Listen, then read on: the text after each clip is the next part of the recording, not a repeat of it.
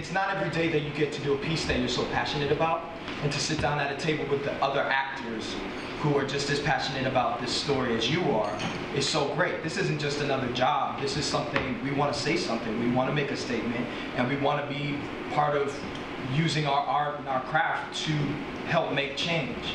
And that doesn't come along every day.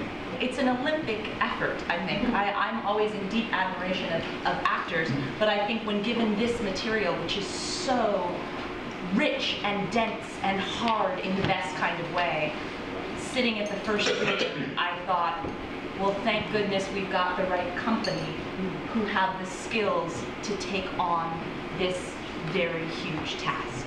But I have to say, like, the very first day is like the first day of school, because it's like, you know, you got to get to learn each other, and eventually through the process you sort of feel each other out. And I have to say, like, we've become extremely close over these past weeks. And it's all been to the benefit of the play, because it's a play about community, a play about heart, family, and I really think that's what we have in this cast. Katori and I went to, Katori's from Memphis, so you know, she knows a lot about the community, and we went on a research trip where I got to meet a lot of people in the community, and every former Hurt Village resident we met, I would say, what do we do to get this right?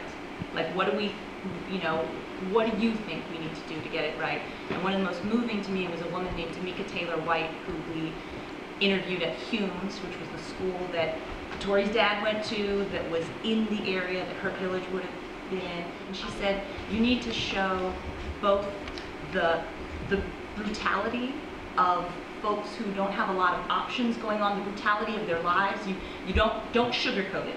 I don't want to come up there and see you guys have made it softer. You have to show how, basically, like, how hard the lives are and how soft the hearts are. So I feel like what each of these actors have done so beautifully is to play the extremes of their humanity, to open up the access to all of that, to get to the truth. Also, I'm from Harlem, and I'm not from Memphis, so there's a lot about the language, especially urban and street language, that's so different from urban and street language in Harlem or urban and street language in DC. So I had to do research also. I had to study the language, study the mannerisms, study the rhythm of how people speak specifically from North Memphis, which is directly different from people who speak from DC or people who speak from Philadelphia.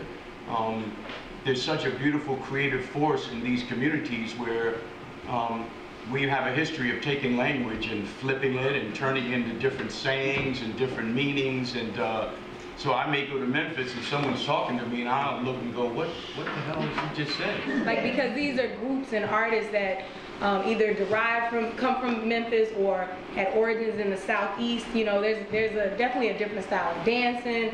The dance that we were doing is called jukin, and so we were doing jukin circa 2001, 2002. Whereas you can go on YouTube and click and put in jukin, and you'll see 2012, and it's a whole nother version of it. You know, so we really tried really hard to be as authentic as possible, true to the time and to the location and the genre of the music. I make my money as a social worker.